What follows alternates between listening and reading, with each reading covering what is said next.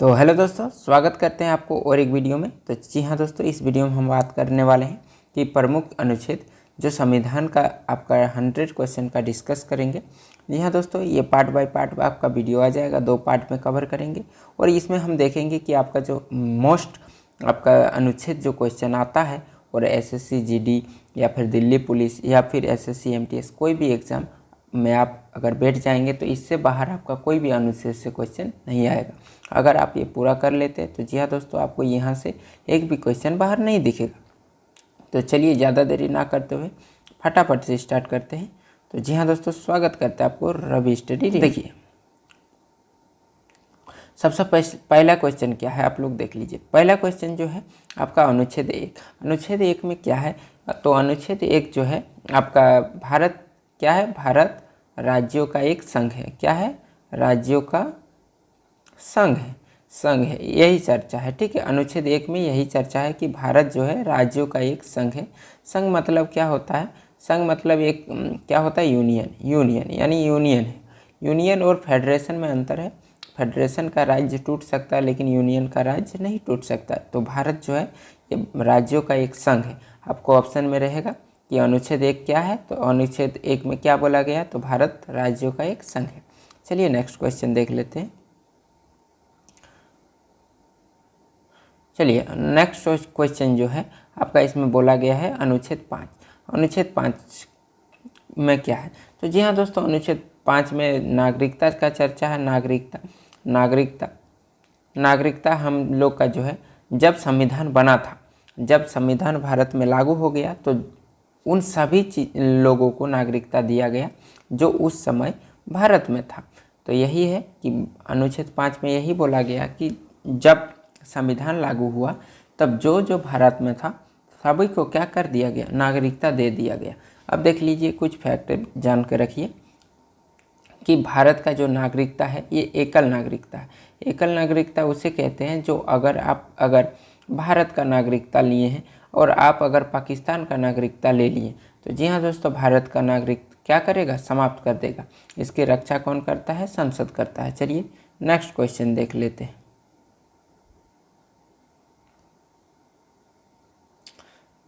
चलिए next question आपका क्या है, अनुच्छेद 10। अनुच्छेद 10 में यही बोला गया है कि भारत का जो नागरिकता है, भारत का नागरिकता तब तक बने रहेगी जब तक आप कोई भी देश विरोधी काम ना करो, तब तक क्या रहेगा, आपका भारत का नागरिकता बना हुआ रहेगा। तो आप लोग लिख लीजिए, मतलब अनुच्छेद 10 में यही बोला गया कि तब तक आपका नागरिकता बना रहेगा जब तक कि आप कोई भी देश विरोधी काम ना करो। अगर आप भारत में जाके कोई बम फोड़ देते हैं तो आपका नागरिकता समाप्त कर सकता है, क्योंकि आप ये देश विरोधी काम कर रहे हैं। तो आप आर्टिकल 10 समझ गए हैं। चलिए अब देख लेते हैं अनुच्छेद 13। अनुच्छेद 13 में क्या बोला गया है कि अनुच्छेद 13 में यही बोला गया है कि यदि हमारे मूल अधिकार को, यदि कोई भी मूल अधिकार है, हमारा मूल अधिकार, अगर उस मूल अधिकार को कोई दूसरा मूल अधिकार क्या करे, उसको हानि पहुंचाए तो क्या कर देगा, उस मूल अधिकार को बंद कर देगा, जैसे कि 3 तलाक में आप लोग देख चुके हैं। चलिए नेक्स्ट क्वेश्चन देख लेते हैं। नेक्स्ट क्वेश्चन जो है आपका अनुच्छेद 15 है।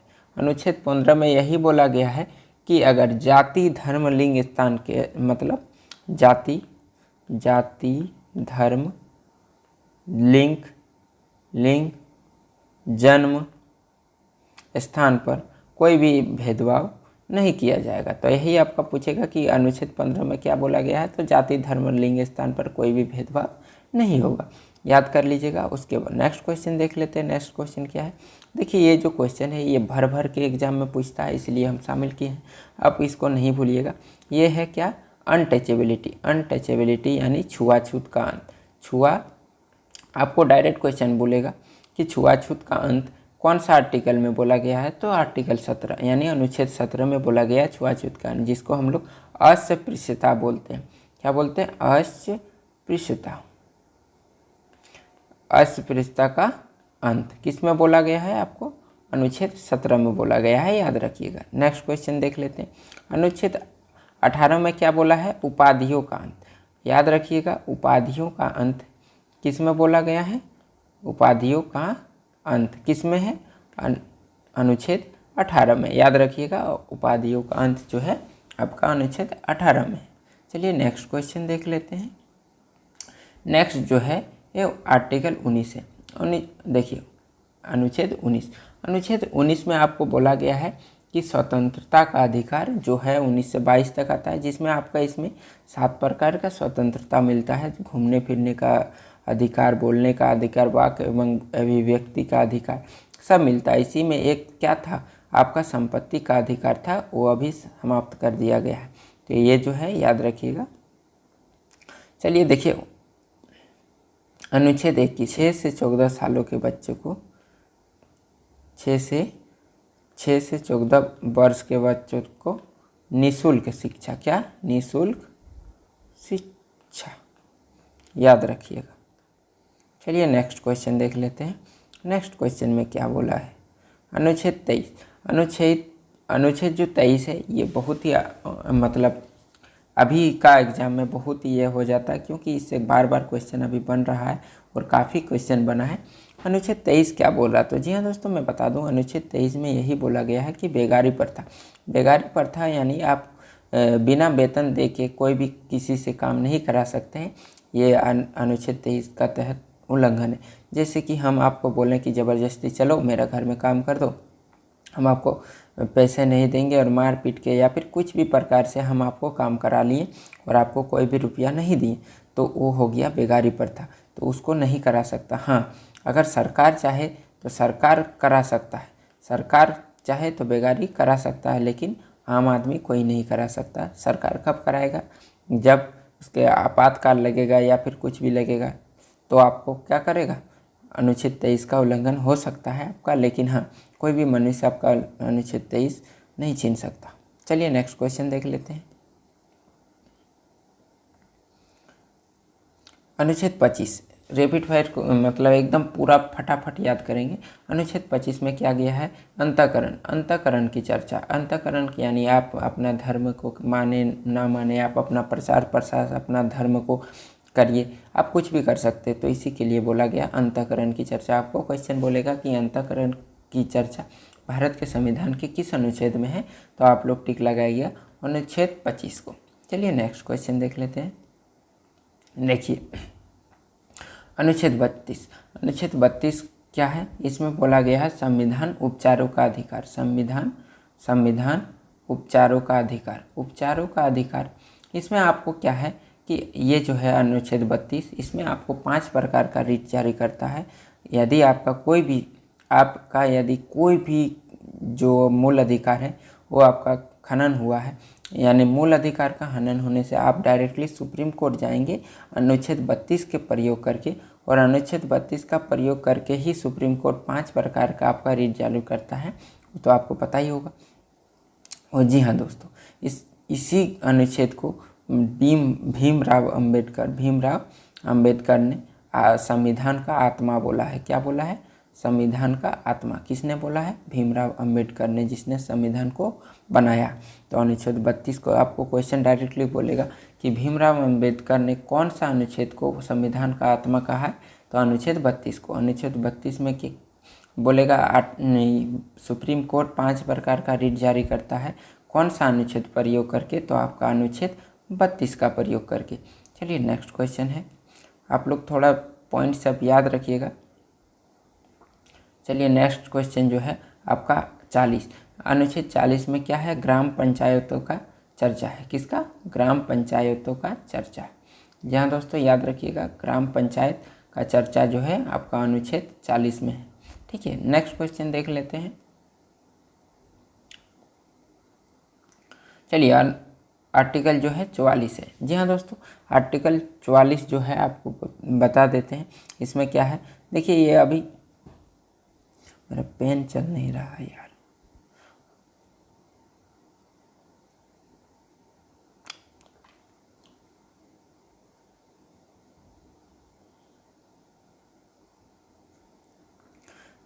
ये क्या है, आर्टिकल 44।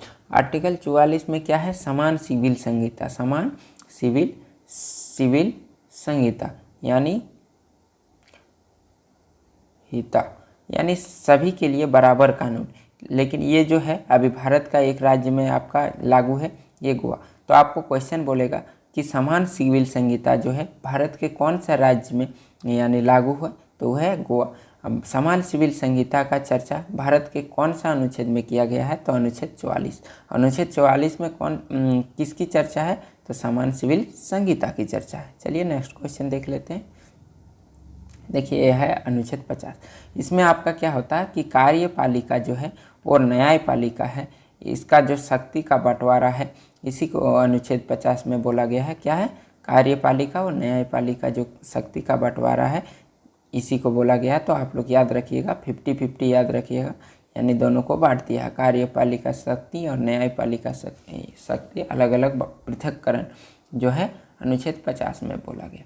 चलिए नेक्स्ट क्वेश्चन देख ले। तो जी हाँ दोस्तों, चलिए अब देख लेते हैं अनुच्छेद 51 को। अनुच्छेद 51 में बोला गया है कि अंतर्राष्ट्रीय विवादों को, जितना भी अंतर्राष्ट्रीय शांति को बढ़ा देना, अंतर्राष्ट्रीय शांति को बढ़ावा देना, ठीक है, शांति को बढ़ावा देना, ये याद रखना। तो आपको बोलेगा कि अंतर्राष्ट्रीय शांति को बढ़ावा देना जो है आप भारत के संविधान के कौन सा अनुच्छेद में है, तो आपका अनुच्छेद 51 में है, ठीक है। चलिए इसी के तहत भारत जो है यूएनओ का सदस्य, ये भी याद रखिएगा। चलिए नेक्स्ट क्वेश्चन जो देख लेते हैं क्या।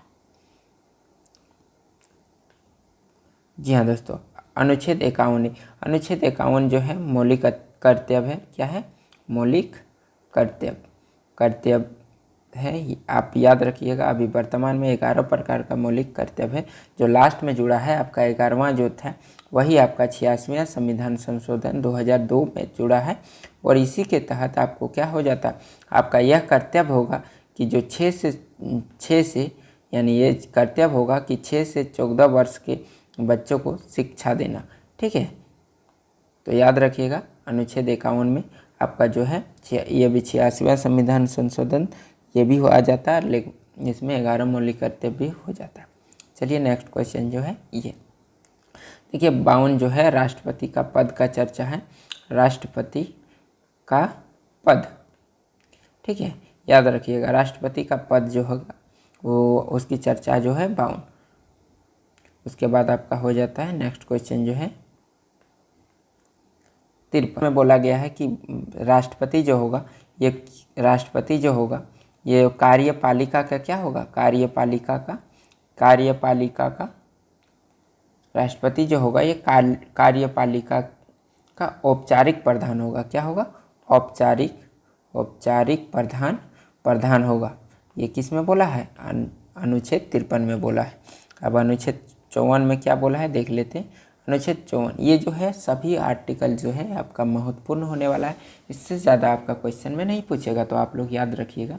जो देखिए आपका आर्टिकल जो 54 है इसमें आपका बात किया है राष्ट्रपति का निर्वाचन। क्या है, राष्ट्रपति का निर्वाचन, ठीक है, याद रखिएगा। बाद में हम एक ट्रिक बताने वाले हैं जिसमें आपका पूरा राष्ट्रपति आप चुटकियों में याद रखिएगा। तो अनुच्छेद 54 में क्या बोला है, राष्ट्रपति का निर्वाचन। राष्ट्रपति का निर्वाचन कैसे होता है, आपका जो एकल संक्रमणीय पद्धति से होता है जो राष्ट्रपति का चुनाव होता है, तो आप याद रखिएगा। चलिए नेक्स्ट क्वेश्चन है अनुच्छेद 55। अनुच्छेद 55 में आपका क्या बोला गया है, तो अनुच्छेद 55 जो है इसमें आपका बोला गया है कि राष्ट्रपति का कोटा, यानी राष्ट्रपति का कोटा का चर्चा है, राष्ट्रपति का कोटा का चर्चा है अनुच्छेद 55 में, ठीक है। नेक्स्ट क्वेश्चन देख लेते हैं अनुच्छेद 56। आप बोलिएगा कि पूरा क्यों डिटेल नहीं बता रहे, ये सिर्फ आपको याद करना है अनुच्छेद। उसके बाद और एक वीडियो आएगा, अगर आपको फाउंडेशन करना है तो आपको ये फाउंडेशन नहीं है, इसमें सिर्फ आपको वही क्वेश्चन बताया जा रहा है जो आपका रैपिड फायर में कि आपका जो क्वेश्चन पूछ रहा है, ठीक है, वही क्वेश्चन। देखिए अब 56 का बात कर लेते हैं कि अनुच्छेद 56 जो है इसका चर्चा क्या है। तो अनुच्छेद 56 में जो चर्चा है कि राष्ट्रपति का कार्यकाल। क्या है, राष्ट्रपति का कार्यकाल मतलब राष्ट्रपति कितने सालों तक रहेगा। तो जी हाँ दोस्तों, राष्ट्रपति का जो कार्यकाल होता है ये 5 वर्ष का होता है, 5 वर्ष का। और उसके बाद मैं बता दूं, चलिए अब नेक्स्ट क्वेश्चन देख लेते हैं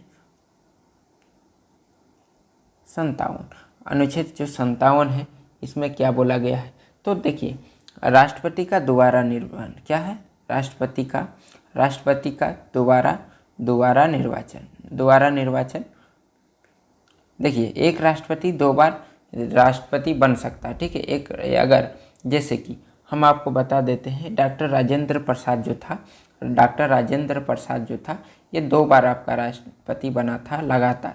तो इसीलिए बोला गया है अनुच्छेद 57 में कि कोई भी राष्ट्रपति जो है वो दोबारा निर्वाचन हो सकता है, यानी उसका दोबारा निर्वाचन अगर अच्छा काम किया तो फिर से निर्वाचन होगा, फिर से जीत जाएगा, उसका भी वोट होता है।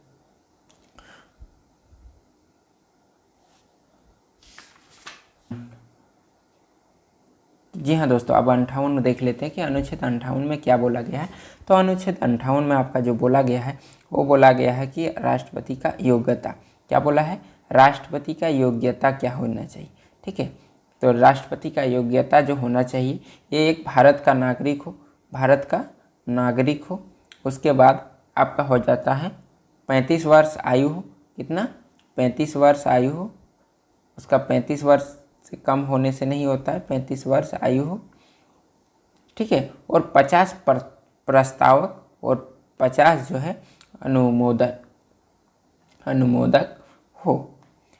चलिए नेक्स्ट क्वेश्चन देख लेते हैं, क्या है 59 में क्या बोला गया है, तो 59 में बोला गया है इसका दशाएं, क्या है, राष्ट्र यानी दशाएं का चर्चा है, राष्ट्रपति का दशाएं यानी शर्तें जो हम लोग बोल सकते हैं, ठीक है, कि कौन कौन से शर्त पर राष्ट्रपति रहेगा, ठीक है। तो इसके शर्तें हैं, इसका जो शर्त है ये पागल ना हो, यानी पागल और दिवालिया उसको बोलते हैं जिसके पास कुछ नहीं होता है, ना हो। उसके बाद लाभ के पद पर ना हो, लाभ के पद किसको बोलते हैं, सरकारी नौकरी, यानी लाभ के पद पर ना हो।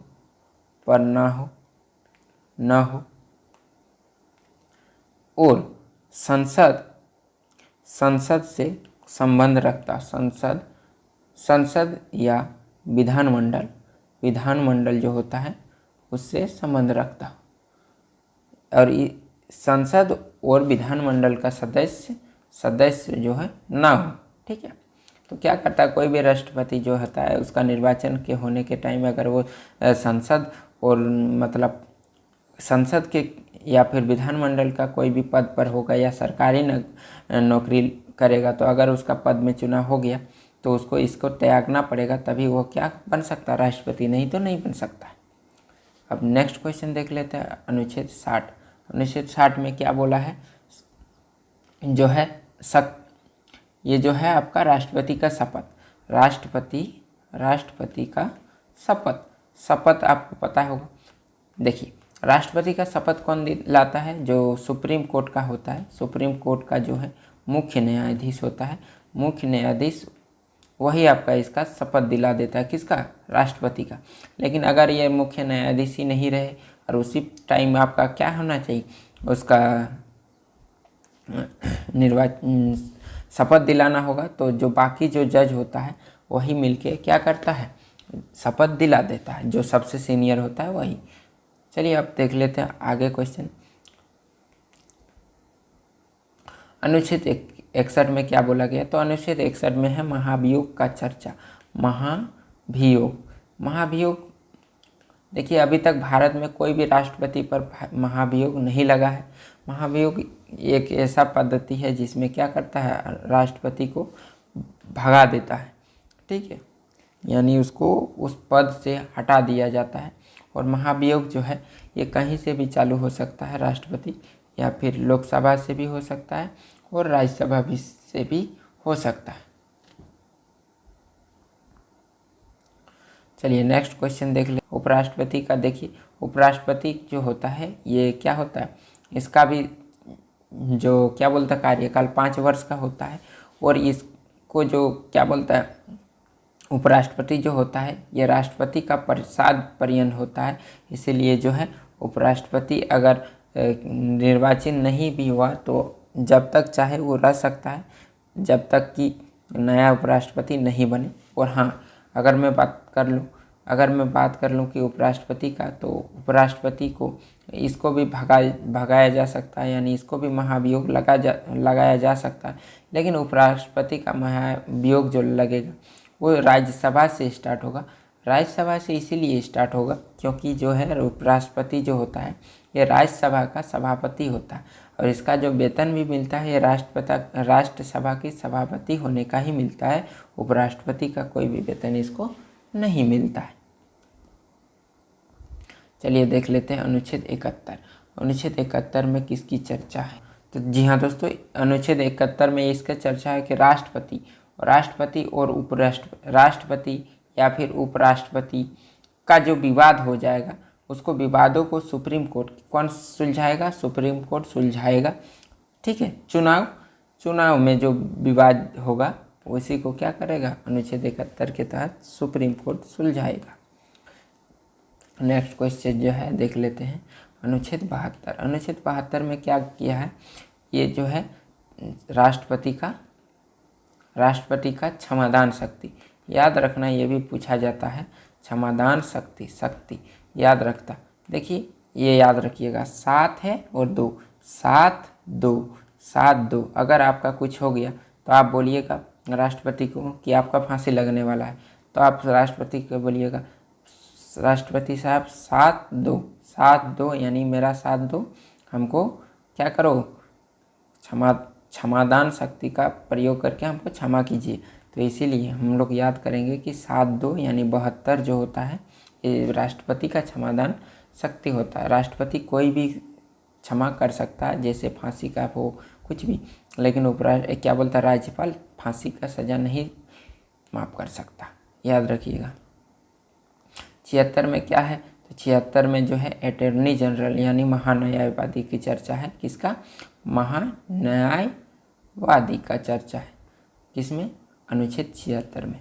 नेक्स्ट क्वेश्चन अनुच्छेद 79 में इसका जो चर्चा है याद रखिएगा, ये क्वेश्चन आप मत भूलिएगा, ये संसद की चर्चा है, जिसमें हम बात कर लेते हैं अनुच्छेद 69 में सरला याद रखिएगा। तो सरला याद हो जाएगा सरला। स से संसद 79, र से राज्यसभा 80, ला से लोकसभा 81, याद रखिएगा। तो इसके बाद क्या आता है? देखिए 80। तो क्या बोले? सरला। र से राज्यसभा, क्या? राज्यसभा। देखिए हम बात कर लेते हैं संसद का जो है, संसद का आपका अंग पूछे तो 3 होता है, 3 अंग होता है। कितना अंग होता है? 3। और सदन पूछे तो 2 सदन होता है। कितना सदन होता है? 2 सदन होता है। 3 अंग कौन कौन होता है? एक होता है राष्ट्रपति, उसके बाद एक होता है लोकसभा, राज्यसभा और लोकसभा, 3 अंग हो गए। लेकिन सदन यदि पूछेगा तो सदन जो होता है आपका 2 ही होता है, राज्यसभा और लोकसभा। ठीक है, यही आपका जो है याद रखने वाला पॉइंट था। चलिए हम बात कर लेते हैं 81 का। 81 में आपका लोकसभा की चर्चा है। लोकसभा देखिए जो प्रधानमंत्री बनता है ये लोकसभा से ही बनता है। तो लोकसभा को प्रथम सदन बोला जाता है और राज्यसभा को क्या बोलता है? द्वितीय सदन भी बोला जाता है। इसको बूढ़ों को भी सदन बोलता है। राज्यसभा कभी भी क्या बोलता है? विघटित नहीं होता है। यानी आपको यदि क्वेश्चन बोलेगा कि कौन सा सदन विघटित नहीं होता है, तो राज्यसभा कभी भी विघटित नहीं होता है। ठीक है, लोकसभा विघटित हो जाता है क्योंकि ये हर 5 साल बाद क्या करता है? इसका चुनाव हो जाता है, पूरा लोकसभा का चुनाव होता है। इसलिए लोकसभा भंग होता है लेकिन राज्यसभा भंग नहीं होता है। चलिए नेक्स्ट क्वेश्चन देख लेते हैं 86। अनुच्छेद 86 याद रखिएगा, ये क्वेश्चन आपको बार बार पूछने वाला है। अनुच्छेद 86 में यही बात किया गया कि राष्ट्रपति का अभिभाषण, राष्ट्रपति का अभिभाषण, ठीक है, इसको याद रखिएगा, अभिभाषण। ठीक है, तो वीडियो को यहीं समाप्त करते हैं। वीडियो कैसा लगा होगा? अगर अच्छा लगा तो चैनल को सब्सक्राइब करके जाइएगा। नेक्स्ट वीडियो जो बहुत ही जल्द आने वाला है। अगर इससे क्वेश्चन बाहर निकलेगा तब बोलिएगा, अनुच्छेद से इससे कोई भी क्वेश्चन बाहर नहीं निकलेगा। और एक वीडियो आने वाला है, इसमें आपका सारा अनुच्छेद खत्म हो जाएगा। इतना बड़ा टॉपिक सिर्फ आपको 2 ही क्लास में ख़त्म हो जाएगा। तो चलिए वीडियो को यहीं समाप्त करते हैं। वीडियो को लाइक ज़रूर कर दीजिएगा, दोस्तों के साथ शेयर करना ना